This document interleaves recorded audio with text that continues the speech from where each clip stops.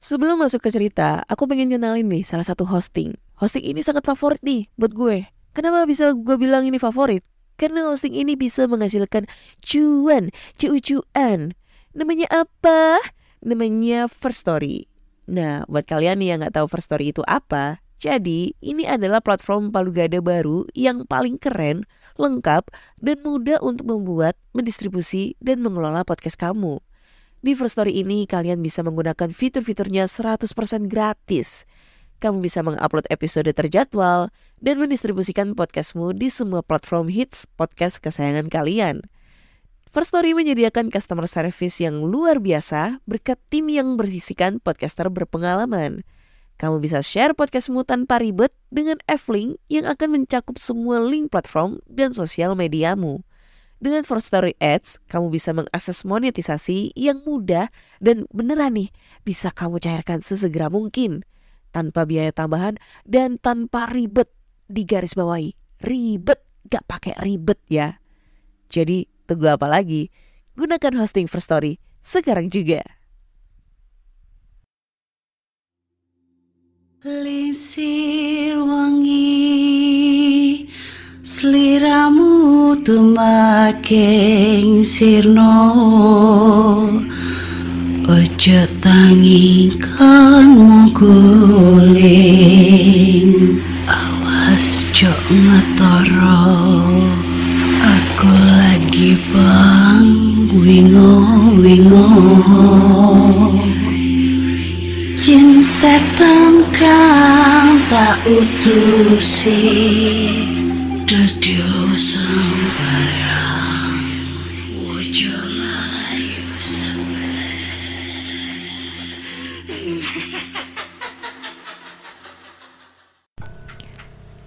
Hai Rek, ya apa kabar? Ketemu lagi dengan aku si Ana di podcast kisah horor. Kita bertemu di episode 248 dan di episode kali ini aku akan membacakan cerita horor ataupun email berhantu yang sudah dikirimkan teman-teman melalui podcast kisahhoror@gmail.com atau Google Form dan DM Instagram podcast kisah horor. Oke. Tanpa berbasa-basi lagi, mari kita bacain cerita horor yang udah masuk ke email. Dan cerita pertama ini datang dari siapa namanya ya? Dari Dedi. Judulnya adalah lagu Lingsir Wengi. Wih, kayak openingnya PKH nih. Opening songnya PKH ya, Lingsir Wengi. Oke, jadi langsung aja kita bacain. Hai Kak Ana, halo pendengar podcast kisah horor. Cerita ini tuh sama banget dengan opening podcast kisah horor, yaitu Lingsir Wengi. Jadi aku punya pengalaman horor, kisah nyata yang berhubungan dengan lagu tersebut. Dan cerita ini memang benar-benar terjadi di wilayah Bekasi.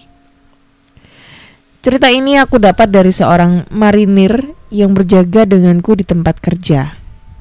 Dan kebetulan banget sekali lagi cerita ini masih berhubungan dengan sosok wanita yang sangat eksotis di dalam dunia perhantuan itu. Jadi gini ceritanya. Malam menjelang dini hari pada tahun 2009, aku baru pulang dinas dari kesatuanku di Cijantung. Dengan mengendarai mobil sedan, aku melaju perlahan di jalan raya kecil CBL yang berada di pinggiran sungai Cikeas, Bekasi. Di tahun itu masih jarang ada begal. Karena lelah dan agak mengantuk, aku membuka kaca samping. Angin malam langsung menerpa wajahku. Segar rasanya dan bisa menghilangkan rasa mengantuk yang tadi sempat datang. Agar tidak bosan, aku mulai bernyanyi-nyanyi kecil, membawakan lagu yang sering kudengar dari seorang kawanku yang berasal dari Jawa. Karena sering mendengarkan dia menyanyikan lagu ini, aku jadi agak hafal dengan lirik dan nadanya. Suasana sepi memang sempat membuatku ngeri. Tapi aku adalah seorang tentara yang telah ditempa dengan berbagai macam keadaan, sehingga membantuku untuk berani Baru aja lagu itu selesai ku dengarkan, entah mengapa tiba-tiba perasaanku mulai tidak enak. Mula-mula aku merasa ada sesuatu seperti angin yang merasuk ke dalam tubuhku melalui punggung, disusul dengan berdirinya bulu-bulu halus di seluruh tubuhku. Aku mulai merasakan ada sesuatu yang tidak wajar mulai terjadi. Jujur, aku merasa agak takut dengan suasana ini. Insting tentaraku mengatakan akan terjadi sesuatu yang tidak wajar sebentar lagi. Aku mulai mencoba untuk mengindahkan perasaan itu. Aku fokus melihat jalanan sepi di depanku. Saat aku tengah fokus, tiba-tiba terdengar suara ketukan di kaca jendela di samping kiri. Telingaku langsung berdenging disertai bulu halus yang naik ke kepalaku. Tok, tok, tok. Kembali suara itu terdengar. Aku menoleh. Kosong. Gak ada sesuatu atau makhluk apapun di sana. Jadi siapa yang ngetuk tadi? Aku jelas tidak tahu. Tapi tidak lama kemudian terdengar suara tertawa khas dari makhluk perempuan yang bernama kuntilanak. Melengking kencang seolah-olah menertawakanku. Suara itu persis berada di atas mobil ini. Aku menginjak pedal gas semakin dalam. Suara itu sayup-sayup menghilang. Aku bernafas lega. Akhirnya setelah kurasa aman, aku mulai melambatkan laju mobil. Angin sepoi-sepoi kembali menerpa wajahku yang berkeringat. Aku baru sadar kalau kaca jendela di sampingku masih terbuka. Aku lalu bermaksud untuk menutupnya. Saat aku menoleh, sebuah wajah pucat dengan mata melotot tepat berada di depanku. Kuntilanak itu ternyata berhasil menyusulku dan terbang tepat di samping kaca jendela mobilku. Aku berteriak sekencang-kencangnya. Mobilku melesat kencang begitu gas ku injak dalam-dalam. Debar jantungku berdetak kencang tak karuan. Lalu yang terakhir ku ingat, mobilku masuk ke dalam parit di samping sungai. Dan sebulan setelah kejadian itu, seorang kawanku yang berasal dari Jawa bertanya kronologi kejadian itu. Aku menceritakannya tanpa ada yang terlewati. Selesai bercerita, kawanku itu langsung tertawa terpingkal-pingkal. Usut punya usut. Ternyata lagu yang aku nyanyikan adalah lagu Lingsir Wengi. Sebuah lagu yang konon bisa mendatangkan kuntilanak. Benar atau tidak, entahlah. Oke. Selesai nih ceritanya dari si Dedi. Oke, nih ya. Gue jelaskan lagi. Lagu Lingsir Wengi itu sebenarnya tuh bukan lagu pemanggil setan atau pemanggil kuntilanak ya. Sebenarnya itu lagu Kidung Jawa gitu kan. Lagu dari Sunan Kalijagat yang apa ya, yang bermaksud untuk kok Kalijaga. Itu untuk menolak bala dan menghindari gangguan jahat para makhluk halus. Sebab dilantunkan menggunakan bahasa Jawa, banyak yang tidak memahami lirik sebenarnya gitu. Jadi itu bukan lagu mengundang setan gitu ya, tapi justru malah lagu untuk menolak bala atau menghindari gangguan para makhluk halus. Tapi ya karena pernah apa ya? Kenapa ini bisa lagu ini trending menjadi lagu pemanggil setan gitu ya, atau pemanggil kuntilanak. Ini sebenarnya tuh terjadi pada saat kalian ingat gak film kuntilanak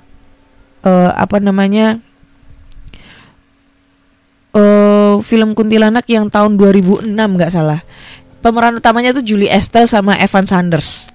Nah itu kalau anak tahun 2000-an 90-an pasti tahu ya nih film ya. Jadi ada film kuntilanak kalian bisa cek aja di YouTube, itu tahun 2006. Nah itu ada scene mengundang memanggil kuntilanak dengan lagu Lingsir Wengi. Nah karena penyajiannya itu, cara menyanyikannya itu dibikin horor ya, mungkin karena emang disengaja sama si sutradara supaya ada kesan horornya ya. Akhirnya lagunya ini dibikin kayak horor kayak opening aku itu. Jadinya dianggaplah lagu ini sebagai lagu pemanggil kuntilanak. Tapi sebenarnya enggak. Lagu ini tuh malah lagu untuk menolak bala, untuk keselamatan kita gitu loh. Ya itulah kenapa, ya itu tadi kenapa asal muasal lagu Lingsir Wengi itu sangat serem. Sebenarnya nggak serem, sebenarnya lagunya itu kayak lagu happy, lagu senang dinyanyikan dalam kidung Jawa gitu kan. Tapi cuma gara-gara salah satu film yang judulnya kebetulan Kuntilanak, nah dibikin serem itu lagunya. Jadinya lagu Lingsir Wengi itu terkenal sebagai lagu pemanggil setan. Setannya itu apa ya? Setannya kuntilanak. Karena ini dulu dipakai dalam film Kuntilanak gitu. Kalau kalian penasaran, kalian bisa cek aja filmnya itu di YouTube ada, atau di website nonton film bioskop. Pokoknya ini tahun 2006 filmnya. Nah, mengenai si temennya ini, kok bisa pas dengerin lagu Lingsir Wengi ada kuntilanak di situ? Ya mungkin karena kita ngelewatin jalan tol ya. Jalan tol kan udah terkenal sepi banget tuh. Sepi, nggak ada siapa-siapa. Pada itu juga di tahun 2009, terus malam hari. Ya pastilah di situ, sekitar situ kan ada penunggunya kali ya. Ada penunggunya yang nggak sengaja itu tiba-tiba muncul di depan kita gitu. Makanya orang ngiranya itu munculnya kuntilanak gara-gara kita ngedengerin lagu Lingsir Wengi. Gue udah pernah nyoba nyetel lagu ini di tengah hutan, tapi nggak terjadi apa-apa tuh. Oke, next kita lanjut ke cerita berikutnya ya. Serem enggak, tapi semoga di cerita berikutnya ini lebih serem dibandingkan cerita sebelumnya. Cerita berikutnya ini datang dari salah satu pendengar podcast Kisah Horor yang gak mau disebut namanya. Tapi kita sebut saja namanya Andi ya. Atau siapa nih? Ya Andi gitu aja deh. Judulnya adalah Tuyul. Wah, Tuyul dan Mbak Yul. Oke. Jadi langsung aja nih Kak ceritanya. Nah, aku ingin menjelaskan sedikit tentang cara menangkal tuyul ya. Mungkin banyak dari kalian yang tahu tentang bagaimana cara menangkal makhluk kecil yang menyebalkan tersebut. Seperti dengan menaruh kelereng, kaca, kepiting sawah, dan mainan lainnya. Tapi cara ini dianggap ampuh untuk menghalau tuyul mencuri uang kita. Karena ia akan sibuk bermain dan melalaikan tugasnya untuk mencuri uang. Tuyul juga suka berkaca. Ia akan sibuk memandangi dirinya di depan kaca sambil kegirangan. Sementara, cara lain bisa menaruh jarum atau benda tajamnya lainnya di samping uang yang kita simpan. Karena tuyul akan takut dengan benda tajam. Kalau ingin memastikan uang kita hilang kemana tanpa bekas, maka bisa memakai cara di atas. Kalau gak ada yang mainin, ya berarti maling yang ngambil. Tuyul mempunyai banyak bentuk yang acak. Tak tentu, ada yang kurus kering, kecil seukuran botol minuman, lalu ada yang sebesar bayi, bahkan sebesar balita. Tergantung keadaan dan suasana hati. Ia juga sering mengajak bermain anak kecil yang masih sensitif dan bisa melihat wujudnya. Ya, seperti cerita yang saya dapat dari tetangga saya sendiri. Beberapa waktu yang lalu, ketika saya pulang dari bekerja, salah satu minimarket dibuat kaget oleh tangisan Ipal. Sebut saja namanya Ipal ya. anak tetangga yang usianya kurang lebih 6-7 tahun. Entahlah, saya tidak tahu pasti usianya. Yang jelas, Ipal sudah lancar berbicara. Ipal menangis di jam 11 malam dengan tangisan kencang, membuat para tetangga yang lainnya datang untuk mencoba menenangkan, namun tak ada hasil.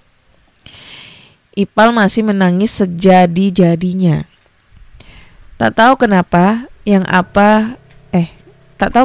apa yang ia minta untuk bisa menenangkan tangisnya. Orang tuanya pun nampak frustasi dibuatnya. Saya pun berinisiatif membujuknya untuk membelikan es krim di warung yang masih buka, dan syukurlah ia mau. Setelah tenang, orang tuanya pun bertanya, kenapa Ipal sampai menangis begitu. Ana ocah otak ala, anang wedi. Ipal berbicara dengan sedikit dimengerti oleh kami, yang artinya ada bocah botak galak. Saya takut. Wedi kenapa, Ipal? Saya mencoba bertanya. Tangannya Ipal ditarik-tarik, diajak main. Ipal gak mau. Memang sebelum menangis kencang, menurut penuturan orang tuanya Ipal, ketika Ipal sedang tidur, ibunya pergi ke dapur untuk mencuci piring. Dan ketika selesai mencuci, ibunya kaget melihat anaknya terbangun dan tengah bermain dengan seseorang. Namun ketika dilihat, tak ada siapapun, hanya Ipal sendiri yang tengah bermain. Ketika ibunya melihat, tangan Ipal seperti ada yang menarik, yang membuat Ipal menangis sekencang-kencangnya. Begitulah menurut cerita mereka. Ya, bisa disimpulkan itu dia, dalam tanda kutip, tuyul. Karena sampai sekarang pun di sini masih ada tuyul yang berkeliaran. Mundur ke tahun 2017. Ketika saya baru pulang dari bekerja di Tol Cipularang, waktu beberapa bulan sebelum saya bekerja di Bandung dan Jakarta. Saya baru pulang dari Bekasi setelah beberapa bulan, bahkan hampir beberapa tahun lamanya. Saya bekerja di sana, di salah satu perusahaan yang besar di suatu kecamatan di Bekasi. Saya dijemput Ciko di tempat pemberhentian yang disepakati.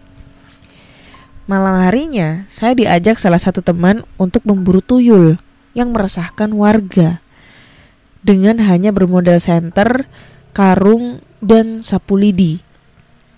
Konon, sapu lidi ini sangat ampuh untuk mengusir dan melukai makhluk halus. Bisa dibilang ini modal nekat doang. Saya bersama Asin dan Uboy, tinggal kami bertiga karena yang lain sudah pulang ke rumah mereka. Sementara Ciko entah kemana gak ada kabarnya. Konyol, itu kata yang tepat untuk tindakan kami. Setelah 1 jam kami berkeliling, hasilnya nihil. Kami tak mendapat apapun. Akhirnya kami pun memutuskan pulang karena malam yang sudah sangat larut. Ditambah tubuh saya yang masih lelah karena perjalanan tadi siang. Di malam berikutnya, hasilnya sama. Kami gak mendapat apapun. Bahkan Uboy yang sudah memasang jebakan dengan menaruh mainan kacang hijau dan kepiting sawah di depan rumahnya pun tak mendapat hasil. Di tengah waktu senggang, kami menuju warung Andi untuk sekedar nongkrong, main PS atau warnet. Yap, warung Andi ini komplit. Counter HP, penyewaan goblok anjir, pengewean. Salah ya. Penyewaan PS2, bukan pengewean ya. Warnet dan lapangan badminton di samping warungnya. Membuat tempat ini menjadi sasaran anak muda untuk berkumpul karena memang selalu ramai ketika malam hari, bahkan sampai larut malam. Saya memesan kopi, sementara Uboy dan Asin bermain PlayStation. Ketika melihat handphone, waktu menunjukkan jam 1:30 malam. Warung mulai sepi. Dari para pengunjungnya, hanya tinggal beberapa orang saja yang masih main warnet, PS, dan nongkrong di samping kanan. Ketika sedang sepi, saya mencoba mengulik informasi tentang kebenaran berita tuyul yang beredar. Andi nampak antusias menjawab pertanyaan saya. By the way, Andi ini umurnya 30 tahunan, namun ia orangnya mudah bergaul dan sering bercanda. Itulah mengapa seperti nggak ada batas umur di antara kami berdua. Walaupun umur saya dengan Andi terpaut cukup jauh umurnya. Ia menceritakan tentang pengalamannya 2 hari yang lalu. Nah, sudut pandangnya, warungnya nampak sepi karena memang hujan turun dari sore hingga malam hari yang tak kunjung berhenti. Sekitar jam 1 malam, hujan baru reda. Ia menguap, menahan kantuk, dan udara dingin yang mendera. Cukup lama ia menahan warungnya untuk tidak tutup terlebih dahulu. Sekitar sejaman lah katanya. Ketika ia sedang memasukkan dagangannya, ia melihat 2 sosok anak kecil berlari saling kejar dari belakang rumah. Di sebelah barat warungnya, Andi ingin memastikan itu anak siapa. Ia pun mencoba mengejar dan mendekatinya. Sampai di perempatan gang yang gelap, ia melihat kedua anak tersebut sedang bermain membelakanginya. "Hei, kalian siapa? Pulang, sudah malam, masih kelayapan aja. Anak siapa sih kalian itu?" Namun gak ada jawaban dari kedua anak tersebut. Mereka masih asik bermain dengan posisi masih membelakangi Andi. Ya heran, itu anak siapa? Namun pakaiannya itu aneh. Hanya memakai kain coklat lusuh yang hanya terbalut menutupi pinggul sampai ke setengah paha. Karena pertanyaannya gak digubris, ia pun mendekati mereka dan menepuk kepala salah satu dari mereka. Dan alangkah kagetnya, ia melihat rupa wajahnya. Giginya besar dan hitam. Sekeliling matanya hitam kemerahan dan ingusnya mengalir dari hidung sampai dagu begitu banyaknya. Sontak ia kaget dan berlari ke arah utara menuju warungnya. Sementara sosok tersebut pun ikut berlari bersama, namun dengan arah yang berbeda. Andi ke utara sementara tuyulnya berlari ke arah barat. Mereka terpisah di perempatan jalan. Ya pokoknya jelek dan menjijikan mukanya. Saya hanya tertawa geli mendengar ceritanya. Sambil menikmati segelas kopi dan rokok, saya berbincang asik dengan Andi. Saya melihat TKP yang Andi ceritakan dan saya pun mengajaknya untuk menangkap tuyul tersebut. "Ah, gak akan keluar. Biasa keluarnya di malam Kamis sama malam Minggu," ucap Andi menerangkan. Tuyul juga malam mingguan rupanya. Keesokan malamnya, seperti yang kemarin dijanjikan, saya, Asin, dan Uboy pergi ke warung Andi untuk bersama-sama memburu tuyul. Ketika kami sampai, nampak Andi sedang mengemasi dagangan di warungnya. Ia memilih menutup warung lebih awal. Duh, ngerasa bersalah jadinya. Tapi bodo amat. Saya penasaran dan saya kesal karena duit yang saya punya pun hilang beberapa lembar. Andi membawa bambu kuning yang sudah kering untuk senjatanya. Sementara kami seperti biasa membawa senter, karung, dan sapu lidi. Sambil menunggu larut malam seperti biasa, kami memesan kopi dan rokok. Ya, sebagai penebusan rasa bersalah kami juga karena membuat Andi jadi menutup warungnya lebih awal. Setelah dirasa cukup, larut yaitu jam 12 malam, kami pun berjalan mengelilingi jalanan dan gang-gang sepi ini. Lama kami mencari namun tak kunjung kami temui. Kami malah mendapat penampakan lainnya. Kain besar yang menggantung di atas pohon randu. Karena tak mendapat hasil, sementara waktu juga menunjukkan jam 3 dini hari, kami pun memutuskan membubarkan diri untuk pulang ke rumah masing-masing. Itu doang ceritanya, setelah panjang banget. Tuyul. Ya, tuyul itu kan identik dengan kayak anak kecil gitu ya. Biasanya itu kalau kalian pernah ngelihat film jadul. Kalau gue tuyul itu inget film jadul tahun 80-an. Gak salah itu yang main almarhum Ateng sama almarhum Iska. Itu ada cerita tentang dia jadi tuyul. Nah, tapi metodenya itu si tuyul itu jadi boneka, kayak boneka lilin gitu. Terus di malam-malam tertentu dia berubah jadi tuyul. Nah, untuk supaya tuyul pada saat si pelaku ini memelihara tuyul itu ada syaratnya. Jadi syaratnya adalah ia mencari ibu-ibu yang masih keluar asinya, yang tujuannya untuk menyusui si tuyul tersebut dari payudaranya itu. Serem nggak? Terus kalau semisalnya ada orang lagi, misalnya nih ada orang yang mencurigakan gitu, tiba-tiba jalan ke arah rumahmu atau rumahnya siapa gitu, tapi jalannya mondar-mandir sambil tangannya itu ke belakang gitu, nyilak ke belakang punggung ya. Nah, itu katanya di belakangnya itu dia lagi gandeng tuyul buat buat nyari lokasi yang bakal digarap gitu loh. Nah, itu. Jadi katanya sih kayak gitu.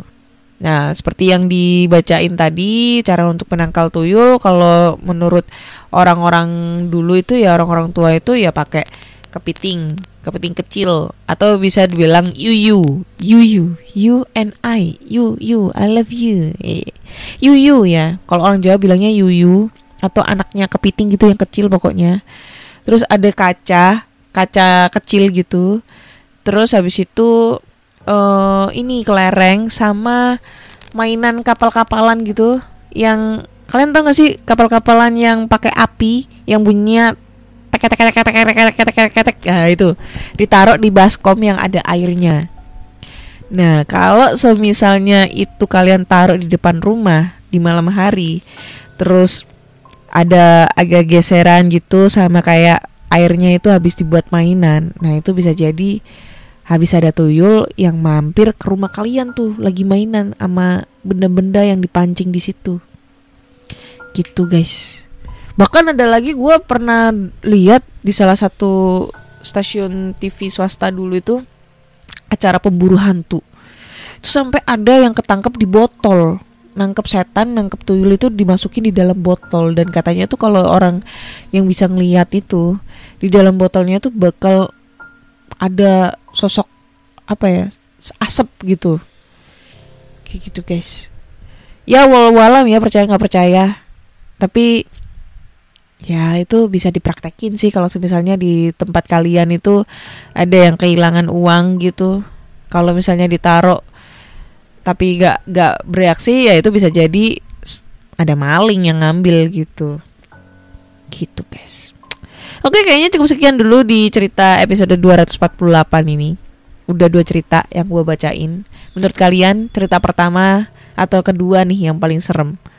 Kalau tulis di kolom komentar kalian, yang nantinya gue bakal baca ini ya. Gue udah lama banget gak pernah ngebacain komentar-komentar dari kalian di Noise atau di Spotify. Nah, nanti di hari Kamis bakal ada episode spesial di Noise ya. Kayaknya gue gak update di Spotify, tapi gue bakal update di Noise itu setiap hari Kamis. Jadi buat kalian semua yang pengen ngedengerin episode Kamis, kalian bisa langsung aja tuh dengerin di Noise.